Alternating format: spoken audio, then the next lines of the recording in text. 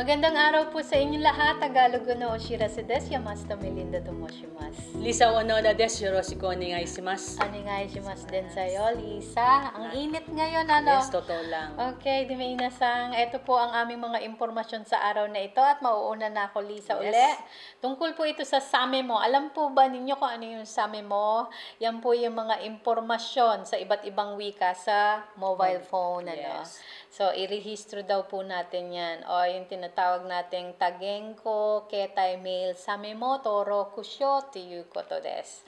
Inaanyayahan po ang lahat na irehistro po ang Tagenko, Ketai Mail o yung iba't ibang wika po sa mobile phone mail na kung tawagin nga ay Samemo, ano. Kapag kayo ay nagparehistro, ay padadalan po kayo ng mga impormasyon ukol po sa pang-araw-araw na pamumuhay, gabay sa oras po ng mga disaster at mga information po tungkol po sa mga pamahalaan ng Japan. At syempre yung pagpaparehistro po ay napakadali lang at syempre ito po ay libre, ano. Kung paano pag magpaparehistro, well, may 8 email addresses para sa iba't iba pong wika, ano. At para po sa Tagalog, maaari kayong magpadala ng blank email direkta po sa tag o tag at mark samemo.jp. Samantala, kung nais nyo naman yung wikang Ingles, magpadala kayo ng blank email sa eng@marco then samemo.jp. Okay, sana nakuha nila. Meron naman nakalista dito sa screen, just in case. At mula po sa office ng same sa office at mark samemo.jp ay makakatanggap po kayo ng mensahe na kayo po ay nakarehistro na.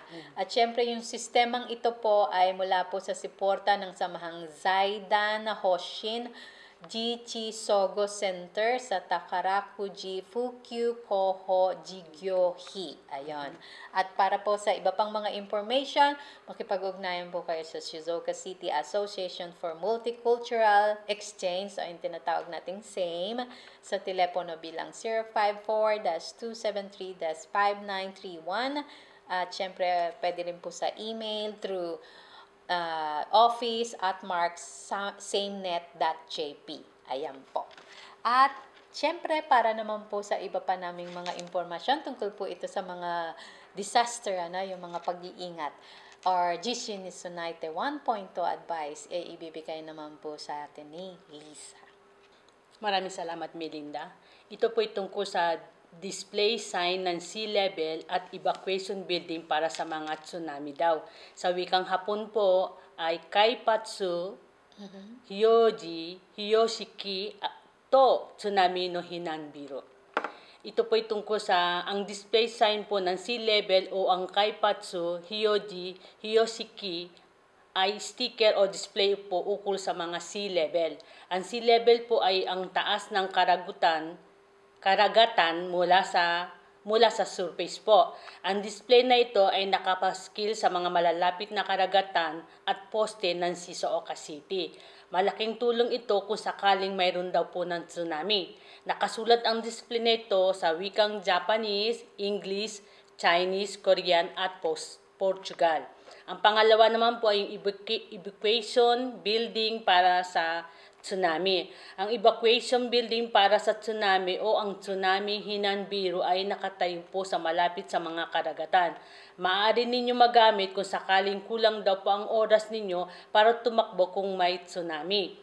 Kung wala din daw mataas na lugar sa malapit na kinaroonan nyo ay maaari daw po kayo mag-evacuate dito. Ang evacuation building para sa mga tsunami ay gawa po ng concrete at steel reinforced concrete. Ang taas nito ay mahigit po 3 palapag.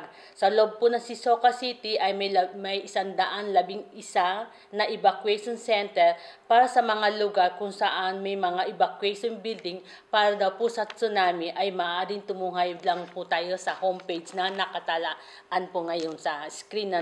At kung kayo po ay nakatirang malapit sa mga karagatan, mainam lang po nating alamin ninyo ang pinakamalapit kung saan evacuation building para sa tsunami po. Okay. Evacuation Quezon Center. Center lagi na Evacuation building building pa. po. Okay.